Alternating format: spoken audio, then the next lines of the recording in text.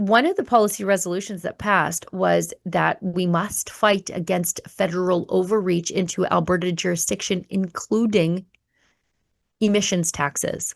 Yes.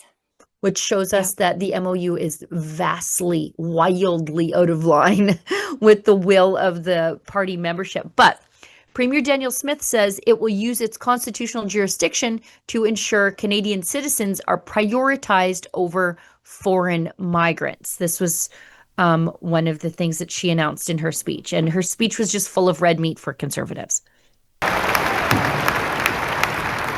No audio. Constitutionally protected provincial rights, Alberta will return to a more stable number of primarily economic migrants so that newcomers come here to work and contribute as they have historically done, while Canadian citizens living in Alberta are given first priority to the jobs and the opportunities our economy creates. We will restore the proper balance and ensure that our immigration system becomes a strength to our province again. And although right-sizing Alberta's growth rate is critical, our province cannot afford to delay. Okay. And that's how it should be. Party members also passed a party policy that limits party membership to permanent residents and citizens, so that non-citizens or people who don't have a stake in this country can't swing a nomination. As has been the case in the past, and that's directly cribbed from Saskatchewan's policy. 100%. That's what happened. Saskatchewan learned the hard way what letting just anybody in the door of your nomination process will do. We nominated a bunch of people that had no chance of winning because their supporters couldn't vote in an actual election. It was disastrous in the last Saskatchewan election, and they fixed it a couple of weeks ago. It's good. Yeah. All good. Yep.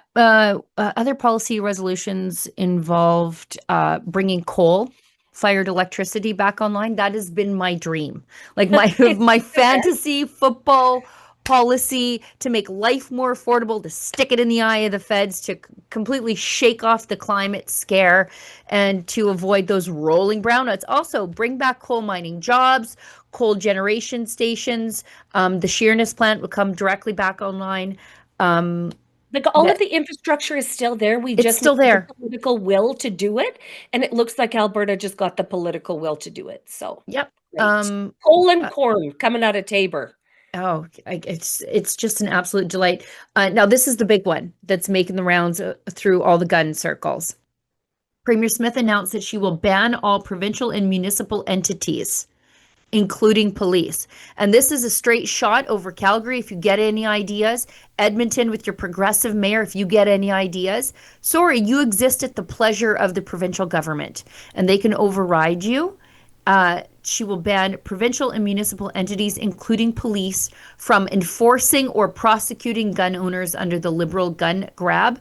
As she went one step further, if you're a dirtbag and you break into an Albertan's house, Albertans are able to use whatever force we want to deter you and save our own lives. And we should not have to think twice about what will become of us if we save ourselves from the bad guys, which, I mean, this is such an incredible policy. But we aren't stopping there. I'm announcing today that next week, our UCP government will be introducing a new motion under the Alberta Sovereignty Within a United Canada Act that will, if passed in the legislature, instruct all provincial entities, including our municipalities and law enforcement agencies, to refuse to enforce or prosecute under the federal gun seizure program. Or prosecute. Nobody will be prosecuted in Alberta if something accidentally happens to a bad guy in your house. On purpose, actually. She's basically saying it can happen on purpose. Sorry, bad guys. Sorry. Now, the Sovereignty Act motion will also make it clear that these agencies will not enforce or prosecute Albertans defending their homes and families from intruders. Standing ovation, a partial standing ovation. She got plenty of them. Yep. Did she? Yeah. I got a little tip for low-life criminals out there. If you don't want to get shot, don't break into someone's house. It's really that simple, isn't it? It really is. We want our great men and women in law enforcement and our justice system to spend their precious time and effort going after criminals, not farmers, not ranchers or sport shooters, nor Albertans defending their families and their homes. Imagine that, right? And Good times. how fast did she move on that? It was just announced today. Was it? Yeah. Nobody, So nobody is days. able to move faster than the government of Alberta. Once they get a bee in their bonnet, they're gone. So Yeah. very good. She also said in that speech that she will absolutely not back down on her efforts to protect women and children from the trans madness. She said, let them come for us, but we're never backing down. So Biggest balls in Canada, right Yeah. there on those lady balls are just growing bigger every day. I love Yeah. it. I love it. More of her.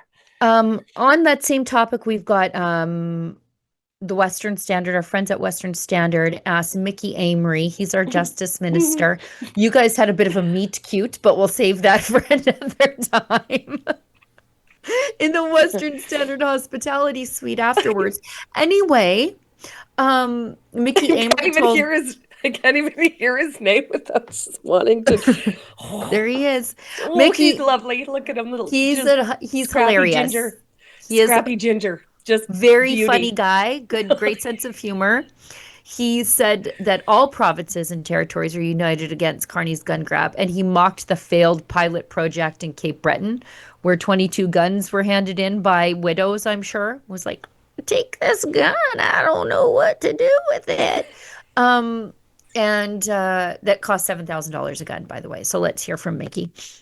What exactly does the province intend to change regarding how police handle self-defense cases involving firearms? Well, look, we've said for a long Lost time audio. that Albertans have the right to use reasonable force to defend themselves. That is enshrined in our criminal code. It's enshrined in our culture and society. We'll continue to make sure that that is the case. We're going to work with our Crown Prosecution Service. We're going to work with our policing detachments to let them know that Albertans deserve the right to protect themselves. They're entitled to do so. They're allowed to use reasonable force, and there's nothing that's going to change. What we are doing is we're revisiting our guidelines and our protocols to make sure that that is enshrined both within the Crown Prosecution Service as well as our policing services here in Alberta. And how will this new legislation operate with the federal criminal code? Well, look, we're always going to be able to operate within the within the criminal code, but what is important to take away is how it is interpreted by the Crown Prosecution Service when deciding whether or not there's a reasonable likelihood of conviction, as well as whether or not prosecuting is in the public interest. And that's the important component here. Is it in the public interest to prosecute innocent law-abiding Albertans who are defending their homes, themselves, and their families? I don't think it is. Of course, we're going to have to look at those on a fact-sensitive, case-by-case basis, but generally speaking, we want Albertans to know that we will stand behind law-abiding individuals in defending their homes and their families. On to the gun buyback. I think that's probably good, just time permitting. We want to get to a massive daily cringe, and I want to talk about Ottawa getting what Ottawa deserves. With regard to a land claim. But can't wait to get that. Yes. Mickey's exactly right. Is there any public interest? Does the justice system is burdened. Does it make anybody any safer to prosecute somebody for defending their own lives in Alberta while time is running out on people who are convicted of sexual assault or drunk driving? They're not getting to trial because we don't have enough Crown prosecutors. The justice system is overburdened.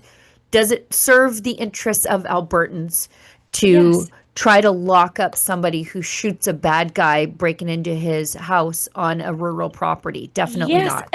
And because Canada's judicial system has become so ideologically captured, what the government of Alberta is saying, if it's not in the public interest, it's not going to go forward. If these prosecutions only serve to bolster the careers of the prosecutors and impress the judicial sort of I don't want to call this is a terrible way to say it, but like the judicial circle jerk, that's not good enough for the government of Alberta. And they're going to make sure that innocent people aren't dragged through a mile of mud for defending their families or themselves or their homes. Yeah. It's perfect. I Yeah. like Mickey Amory. I Me like too. him a lot. He's got a great sense of humor. We'll just leave it at that, unless Mhm. you see us in person, and maybe we'll tell the story then.